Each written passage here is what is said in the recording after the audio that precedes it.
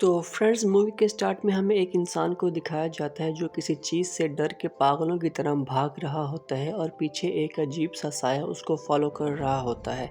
और तभी वो साया सामने से आकर उस पे हमला कर देता है और यहाँ एज एन व्यूअर हम समझ पाते हैं कि वो साया कोई और नहीं बल्कि एक वैम्पायर है और ये वैम्पायर अब उस आदमी पे हमला कर देता है और उसका खून पीने लगता है। मगर तभी वहाँ सुबह हो जाती है और सूरज की रोशनी जैसे ही उस वैम्पायर पे पड़ती है उसकी बॉडी वहीं जल के राख हो जाती है।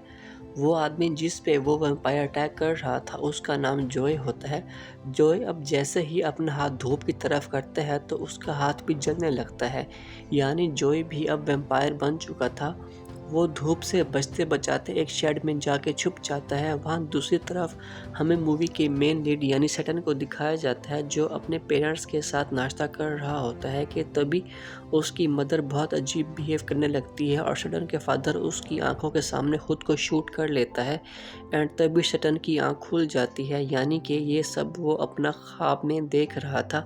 असल में उसके माँ बाप को गुजरे कई साल हो गए थे और यहाँ वो अपने ग्रैंडपा के साथ रहा करता था जो कि बहुत ही स्ट्रिक्ट पर्सन थे और ये दोनों एक दूसरे को कुछ खास पसंद भी नहीं करते थे।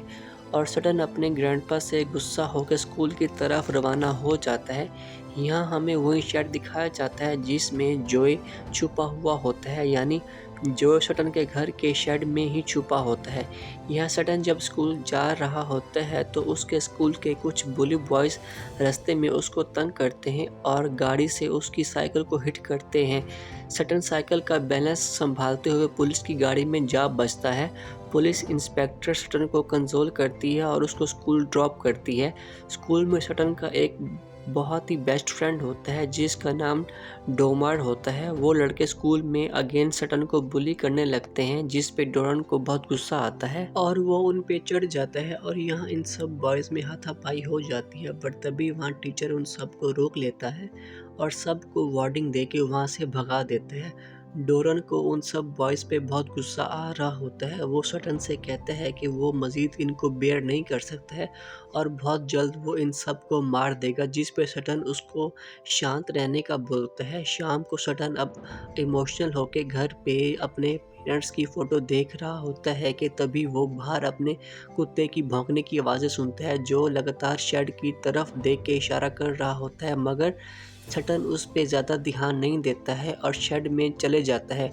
यहाँ उसको टेबल पे कुछ दांत पड़े हुए मिलते हैं। अभी वो कुछ समझ पाता कि वो वैम्पायर उस पे अटैक कर देता है और सटन फ़ौरन ही पास वाली खिड़की खोल देता है और धूप पड़ते ही वैम्पायर पीछे हट जाता है और सटन शेड से बाहर निकल आता है। सटन को लगता है शायद शेड में कोई साइको उनके घर में छुप आया है और वो चिल्लाकर उसको बाहर आने को बोलता है और जब कोई जवाब नहीं मिलता तो वो कुत्ते को उसके पीछे भेज देता है। जैसे ही कुत्ता अंदर जाता है वो वैम्पायर उसका सिर काट के वापस भेज देता है जो देख के सटन बहुत डर जाता है और सीधा घर जाता है। यहाँ उसके ग्रैंडपा उस पे गुस्सा करते लगते हैं। वो उन्हें कुत्ते के बारे में पूछता है जिस पे वो सटन उनको उस साइको के बारे में बताता है लेकिन वो उसकी बातों पे यकीन नहीं करते और ख़ुद बाहर जाकर देखने का फ़ैसला करते हैं। सटन उनको रोकने की बहुत कोशिश करता है लेकिन वो उसकी बात नहीं सुनते। उसका ग्रैंडपा बाहर आकर जब अपने कुत्ते को मरा हुआ देखता है तो उसको बहुत अफसोस होता है और वो डंडा उठा के सीधा शेड में घुस जाता है और उसके अंदर घुसते ही वो वैम्पायर उस पे हमला कर देता है। सटन अपने ग्रैंडपा को बचाने की बहुत कोशिश करता है मगर वो वैम्पायर उनको अंदर खींच के ख़त्म कर देता है। अब सटन बस देखता ही रह जाता है। सटन अब सारे शेड को सील करता है ताकि वो वैम्पायर बाहर ना आ सके और ख़ुद सारे घर को अंदर से सील करके वो अंदर जाके बैठ जाता है। अब आधी रात को जब सटन सो रहा होता है तो उसको अपने गेट पे कुछ आवाज़ महसूस होती है और सटन जब गेट ओपन करता है तो वो वैम्पायर उस पे हमला कर देता है और तभी सटन की आँख खुल जाती है यानी कि वो सब सपना देख रहा था। नेक्स्ट डे रॉक्सी स्कूल में सटन से कुछ बातें कर रही होती है और तभी वो बुली बॉय सटन को मजाक उड़ाने लगते हैं। यहाँ डोमन भी आ जाता है और सटन वहाँ से उठ के चले जाता है।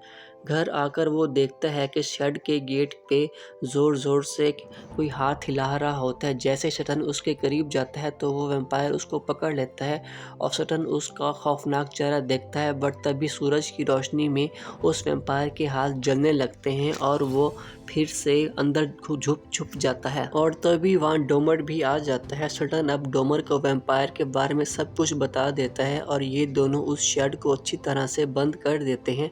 यहाँ डोमर अब सटन को कहता है कि वो उन सब बुली बॉयज़ को वैम्पायर के हवाले कर देंगे, मगर सटन को ये आइडिया अच्छा नहीं लगता। वो किसी को हार्म नहीं करना चाहता था। रात को सटन एक नाइफ़ लेके वैम्पायर वाली सीरीज़ देख रहा होता है कि कैसे उसको ख़त्म किया जा सकता है, और तभी रॉक्सी एक ब्राइड बनके उसके ख्वाब में आती है और उस पे हमला कर देती है। Next morning police inspector Sutton से उसके ग्रैंडपा के बारे में इन्वेस्टिगेशन करने आती है, मगर वो कहता है कि वो कुछ नहीं जानता। पुलिस पहले तो उससे बहुत सारे सवाल जवाब पूछती है, मगर फिर चली जाती है। अगले दिन रॉक्सी और सटन कुछ बातें कर रहे होते हैं कि तभी एक लड़का रॉक्सी को छेड़ देता है, जिस पे सटन और उसके लड़के के दरमियान काफ़ी ज़्यादा हाथापाई शुरू हो जाती है, मगर फिर प्रोफेसर वहां आकर उनको रोकता है और सटन के ग्रैंडपा से कांटेक्ट करना होने की वजह से पुलिस इंस्पेक्टर को सटन के घर भेज देता है। सटन जानता था कि उसके घर पे वैम्पायर है, इसलिए इससे पहले कि इंस्पेक्टर उसके घर पे पहुंचे वो घर आ जाता है और इंस्पेक्टर को शेड में जाने से मना करता है, मगर वो इंस्पेक्टर सटन की बात नहीं मानती और शेड में जाके उस वैम्पायर का नाश्ता बन जाती है। तभी वो बुली बॉय मार्बल वहां आ जाता है और सटन को मारने लगता है, मगर तभी वहां डोमर भी आ जाता है जो इंस्पेक्टर की गन उठा के मार्बल को पीछे हटने का बोलता है।